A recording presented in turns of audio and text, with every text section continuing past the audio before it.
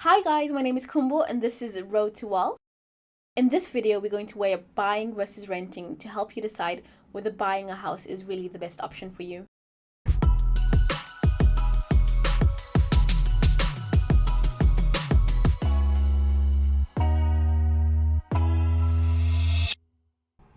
Buying a house is something that everyone who's figuring out their finances thinks about at one point or another. Usually with the voice of somebody in your head telling you it's the right thing to do.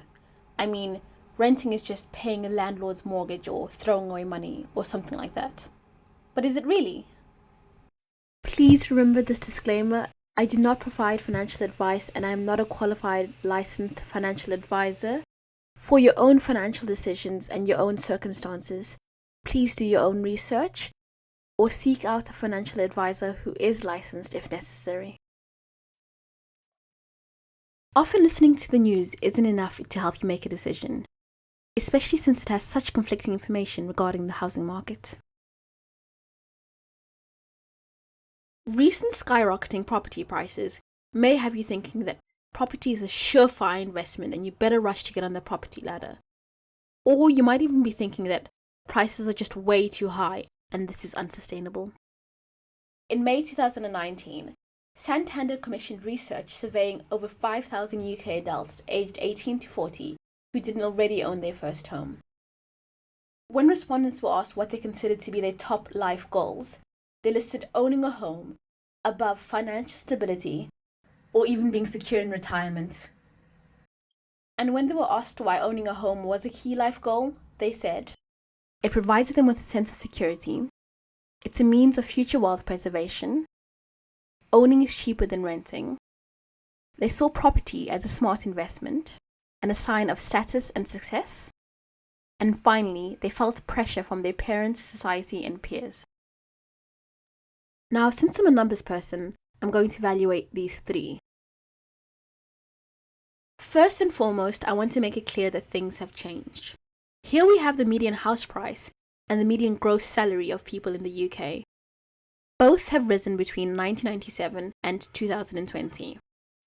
But when we actually look at the ratio of the house prices to the earnings, we can see that house prices have increased at a rate far greater than our salaries have. There are tons of factors that have contributed to the house price inflation, including relatively low interest rates, a limited supply of and an increased demand for houses. Also, an increase in the number of two-income households paying for a single house might have pushed house prices even further. When it's repeated by our parents and peers that property is always a good investment, just remind them that things have changed. This is when your parents were thinking of buying a house, and this is when you're thinking of buying a house. In 1997, the median average house price was 3.55 times the median average gross salary. But in 2020, it is 7.69 times. The ratio has more than doubled. It's no wonder the home ownership rate amongst all of these age groups has dropped. So owning a home may not be as easy as it once was, but is it still worth it? Next, I'm going to be looking at the overall cost of buying and the overall cost of renting. These are the averages according to the UK Office of National Statistics, so they may not exactly match your numbers, but it'll be good to follow along using your own numbers so that you can evaluate your own situation. On the left, I have all the once-off costs associated with buying a house. So this is things like your deposit, your stamp duty, valuation fees, survey fees, and legal fees. Mind you, I also have the resources down below, so just have a look at them for all the information and where I got these numbers. And on the right, I have all of the ongoing costs that you can expect to pay every single month. Pause here if you want to have a deeper look at the numbers. The total once-off costs associated with buying a house is just over £44,000. And the ongoing costs that you would have every month is over £1,300. I've taken a look at the Money Saving Expert basic mortgage calculator to make sure my research numbers are realistic.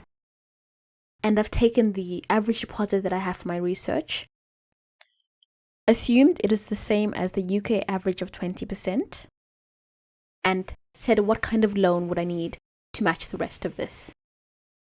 And that's what I have as a result here. I have the mortgage debt. I have it over the 25-year period that I'll be evaluating. And I have the average mortgage payment that I have gotten for my research. And it completely seems reasonable to be able to pay this back with a repayment mortgage over a 25-year period with a 2.81% interest. I've done the exact same thing here, with the once-off costs associated with renting a place, which is mainly just the standard tenancy deposit and holding deposit, versus the ongoing costs which you would pay every month for renting a place. The total once-off costs for renting a place is just over £1,200, and the total ongoing costs is just over £1,180. As always, the sources are just down below, so you know where I got these numbers from.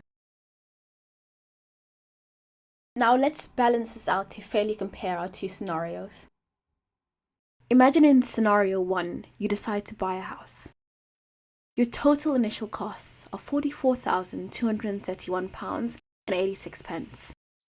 Your monthly ongoing costs, including all those maintenance things, your mortgage, everything, is £1,377.22. That means your total cost over a 25-year period will be £457,398.86. Now let's look at scenario 2. Over that same 25-year period, you decide to rent. This time your initial costs are that £1,206. Now instead of spending money on a house, you decide to put the rest of that initial investment into the S&P. Okay?